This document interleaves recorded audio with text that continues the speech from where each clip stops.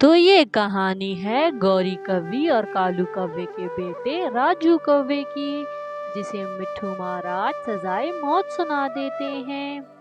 मधुपुर के जंगल में कालू और गौरी अपने बेटे राजू कव्वे के साथ रहते थे।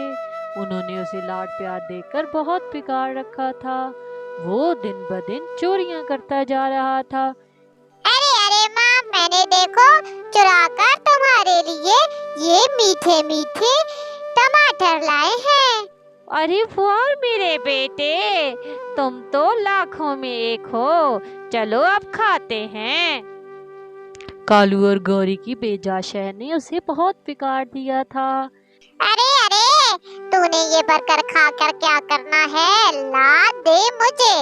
यूं वो सारे पक्षियों से उनका खाना ले जाता। अरे अरे मेरा बर्गर। अरे अरे, माँ के लिए ये स्ट्रॉबेरियाँ ले जाता हूँ। माँ भी खुश हो जाएगी। वैसे भी उसे स्ट्रॉबेरियाँ बहुत पसंद हैं। तो प्यारे व्यूवर्स, अगर आप हमारी वीडियो पर नए हैं तो प्लीज़ हमारे चैनल को सब्सक्राइब कर दें और वीडियो को लाइक कर दें। अरे वाह वाह बेटा, आज तो बड़े काम की चीज़ लाए हो, मेरा शेर बेटा। ऊपर वाला तेरे जैसा बेटा हर किसी को दे।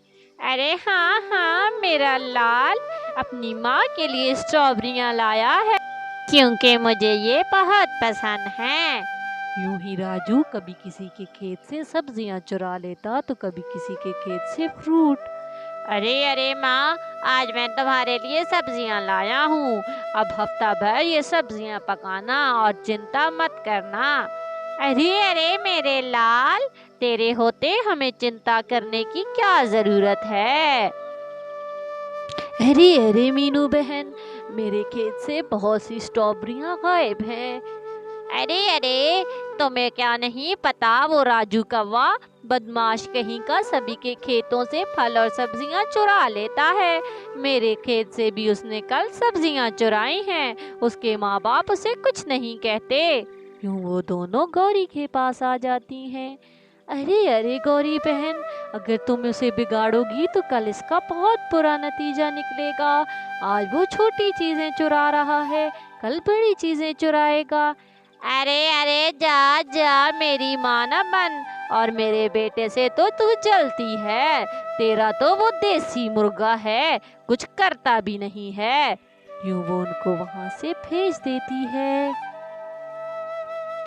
दूसरी तरफ राजू चिंटू के बेटे से नूडल्स लेकर भाग जाता है और वो बेचारा रोते रोते अपनी माँ के पास जाता है। माँ माँ, तुमने जो मुझे नूडल्स बना कर दिए थे, वो नूडल्स मुझसे राजू कौवे ने छीन लिए। माँ, वो हमेशा ऐसा ही करता है। मैं जो कुछ भी लेकर जाता हूँ वो मुझसे छीन कर खा लेता है।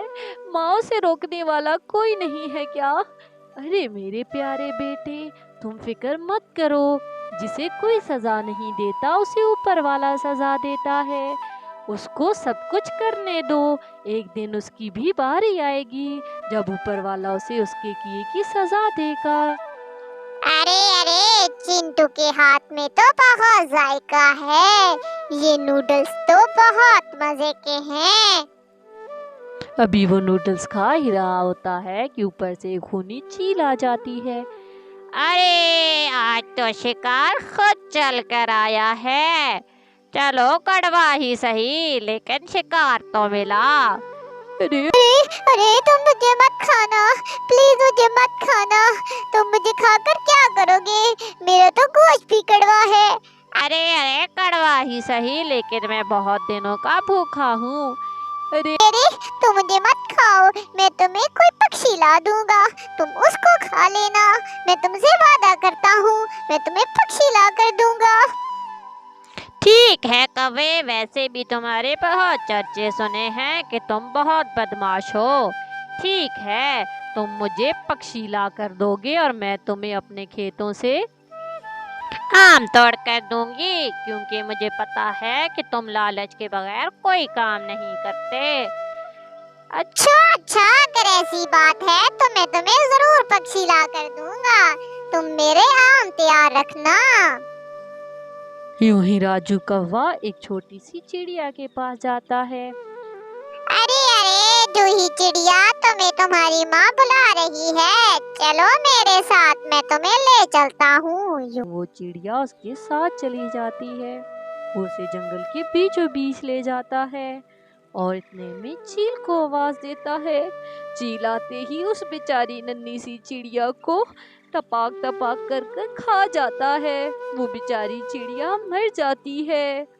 दूसरी तरफ जंगल से पक्षी गायब होने लगते हैं। मिट्ठू महाराज इस बात से बहुत परेशान होते हैं कि पक्षी कहाँ जा रहे हैं। अरे सैनिकों, जाओ और जाकर जंगल से पक्षियों को बुला लाओ। मैं उनसे इस सूरत हाल के बारे में मालूमात हासिल करना चाहता हूँ।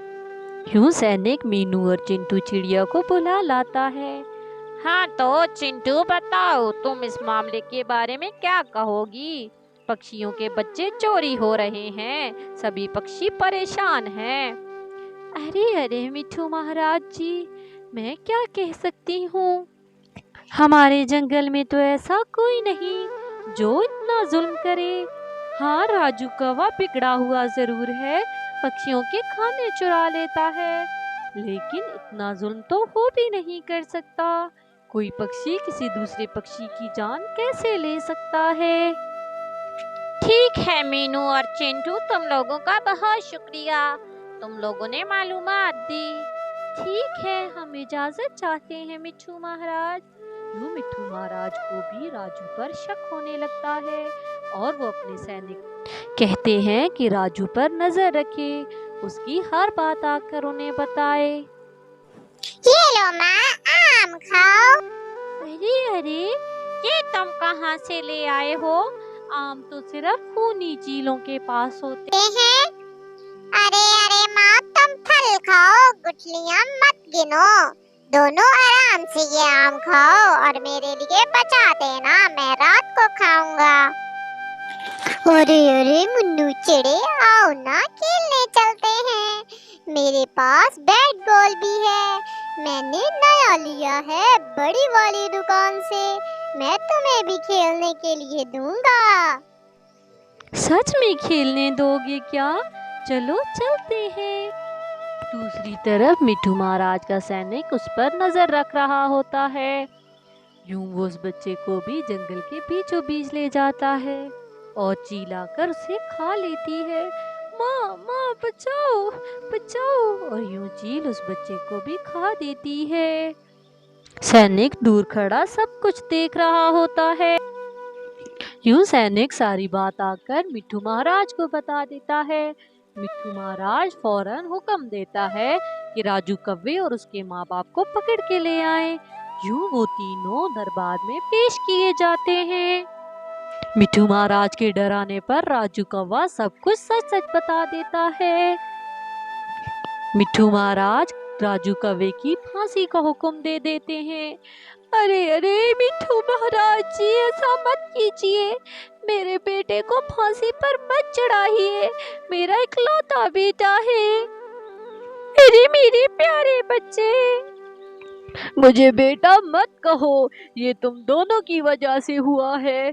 जिस दिन मैं पहली दफा टमाटर चोरी कर कर लाया था, अगर तुम दोनों में से एक भी मेरे मुंह पर थप्पड़ मारता तो मैं आज ये सब कुछ ना करता।